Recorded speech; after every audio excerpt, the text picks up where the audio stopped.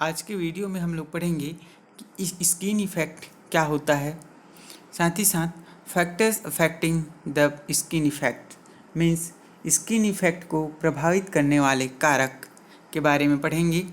और लास्ट में पढ़ेंगे हम लोग कि बंडल कंडक्टर क्या होता है और उसके एडवांटेजेस क्या होते हैं, क्यों यूज़ करते हैं हम लोग bundle conductor overhead transmission line में। तो चलिए सबसे पहले आपको बताते हैं स्किन इफेक्ट क्या होता है। जैसे कि हम लोग डीसी सप्लाई की बात करते हैं, तो जब डीसी सप्लाई दिया जाता है किसी कंडक्टर में, तो उस केस में जो करंट डिस्ट्रीब्यूशन होता है वो यूनिफॉर्म होता है।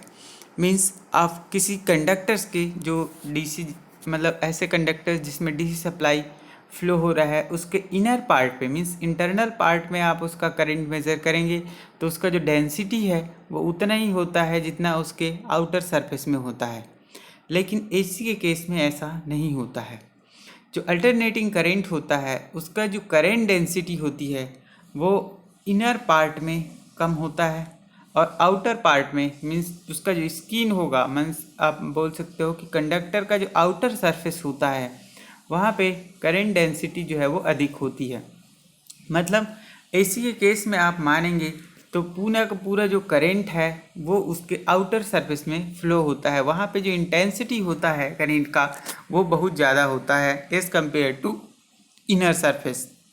तो ये जो फेनोमिना है उसके स्किन पे करंट फ्लो होने की जो फेनोमिना है, प्रक्रिया है, इसी को हम लोग बोलते हैं स्किन इफेक्ट।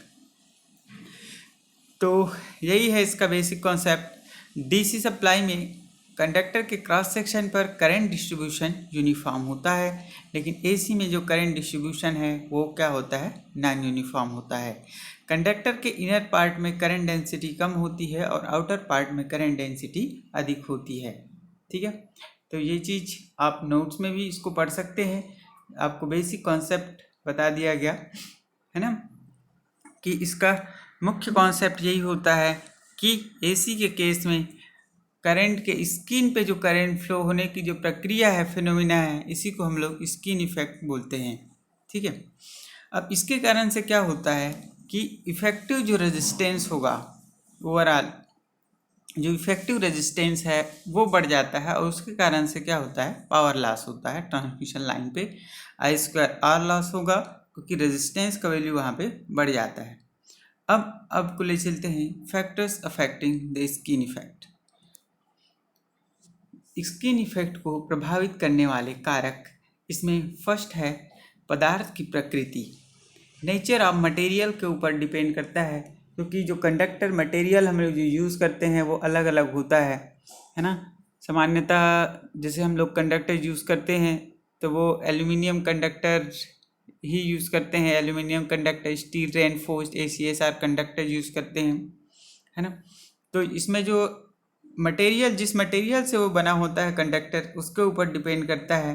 क्योंकि सामान्यतः हम लोग इसमें एल्यूमिनियम ही यूज़ करते हैं, हालांकि जो कंडक्टर्स होता है वो तो बहुत सारे होते हैं। जैसे आप कॉपर कंडक्टर देखे होंगे, है ना। एल्यूमिनियम एलॉय कंडक्टर यूज़ होता है आजकल, ऑल एल्यूमिनियम एलॉय AAC जिसको बोलते हैं। ऐसे बहुत सारे कंडक्टर्स हम लोग यूज़ करते हैं। बट ये जो स्किन इफेक्ट है वो पदार्थ की प्रकृति के ऊपर डिपेंड करता है। ठीक है, अलग अलग मटेरियल्स के आधार पे स्किन इफेक्ट जो है अलग अलग होता है। मतलब आप यदि आप कॉपर के कंडक्टर्स पे स्किन इफेक्ट एनालिसिस करेंगे तो उसमें अलग आएगा, और जो एल्यूमिनियम कंडक्टर्स होते हैं वहाँ पे स्किन इफेक्ट अलग होता है। साथ ही साथ सरफेस के ऊपर जो होता है उसके ऊपर भी ये डिपेंड करता है। द सेकंड है इसमें डायमीटर ऑफ वायर। वायर का डायमीटर जितना अधिक बढ़ेगा स्किन इफेक्ट वहाँ पे बढ़ता है। ठीक है, तो ये इसका एक डिसएडवांटेज है कि वायर डायमीटर के साथ स्किन इफेक्ट बढ़ता है, क्योंकि इसकी टेंडेंसी यही होती है कि जो पूरा का पूरा करंट जो होता है वो आउटर सरफेस में फ्लो होता है, स्किन पे फ्लो होता है। इसलिए क्या होगा कि जितना आउटर मतलब जितना ज़्यादा डायमीटर होगा वो उतना ही आउटर उसमें फ्लो होगा। उसके इनर पार्ट पे आप जाते जाएंगे तो उसका करंट डेंसिटी जो है वो कम होते जाएगा। तो ये डिपेंड करता है डायमीटर ऑफ वायर के ऊपर। लार्ज डायमीटर का कंडक्टर होगा तो ज़्यादा स्किन इफेक्ट होगा। तीसरा है फ्रीक्वेंसी के ऊपर। ये जो स्किन इफेक्ट है ये डिपेंड करता है फ्रीक्वेंसी के ऊपर। जैसे जैसे आपका फ्रीक्वेंसी बढ़ते जाएगा स्किन इफेक्ट उतना ही ज़्यादा प्रभावशाली होता है, क्योंकि डीसी में फ्रीक्वेंसी 0 होता है, इसलिए वहाँ पे स्किन इफेक्ट 0 होता है। अब 0 से आप फ्रीक्वेंसी को बढ़ाते जाइए 50 हर्ट्ज, 60 हर्ट्ज, 70, 80, तो जितना हाई फ्रीक्वेंसी होगा उतना ही ज़्यादा स्किन इफेक्ट होता है। चौथा है शेप ऑफ कंडक्टर। ठीक है, तो ये जो है डिपेंड करता है शेप ऑफ कंडक्टर्स के ऊपर, कि जैसे आपने देखा होगा कि जहाँ पे सॉलिड कंडक्टर जनरली हम लोग यूज़ तो नहीं करते हैं सॉलिड कंडक्टर, लेकिन अगर बाय द वे हम लोग यूज़ करते हैं सॉलिड कंडक्टर तो उस केस में स्किन इफेक्ट जो है वो ज़्यादा होता है ना।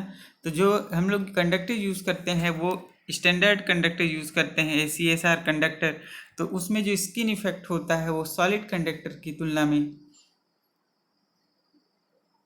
कम होता है स्किन इफेक्ट ACSR कंडक्टर पे, है ना। तो स्किन इफेक्ट बहुत कम होता है जब फ्रीक्वेंसी 50 हर्ट्ज से कम होता है और कंडक्टर डायमीटर 1 सेंटीमीटर से कम होता है। ठीक है, तो इसके लिए एक स्टैंडर्ड बताया गया है कि स्किन इफेक्ट जो है नेग्लिजिबल मानते हैं उस केस में जब आपका फ्रीक्वेंसी जो है वो 50 हर्ट्ज से कम होगा। बट इंडियन जो स्टैंडर्ड है वो हम लोग 50 हर्ट्ज ही यूज़ करते हैं, तो अपने को जो भी एनालिसिस करना होता है वो 50 हर्ट्ज पे ही हम लोग करते हैं। साथ ही साथ इसमें कंडक्टर डायमीटर का स्टैंडर्ड दिया गया है कि वो 1 सेंटीमीटर से कम होना चाहिए।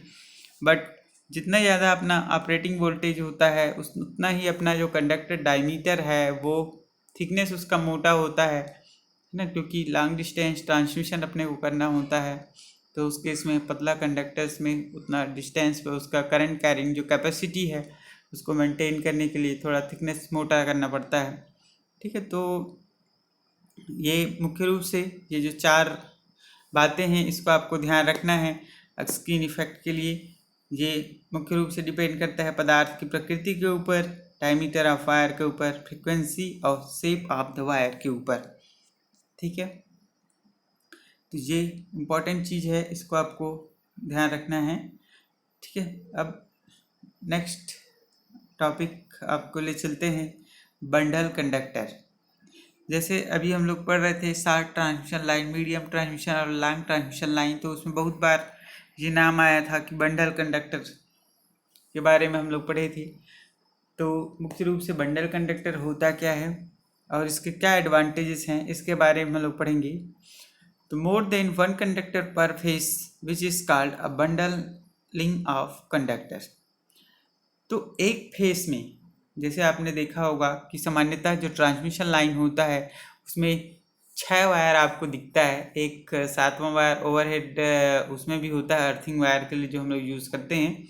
लेकिन जनरली आपने जो देखा होगा सामान्यतः टावर में तो RYB इस साइड 3 फेस होता है और RYB दूसरे साइड होता है। मीन्स ये पैरेलल लाइन होता है ना, कि अगर एक साइड में अगर कुछ फॉल्ट आ जाता है तो दूसरे कंडीशन पे वो कंटिन्यूटी ऑफ सप्लाई जो है वहाँ पे मेंटेन हो सके। जनरली तो आप देखे होंगे तो जनरली पैरेलल लाइन ही हम लोग सप्लाई करते हैं ट्रांसमिशन लाइन के केस में। तो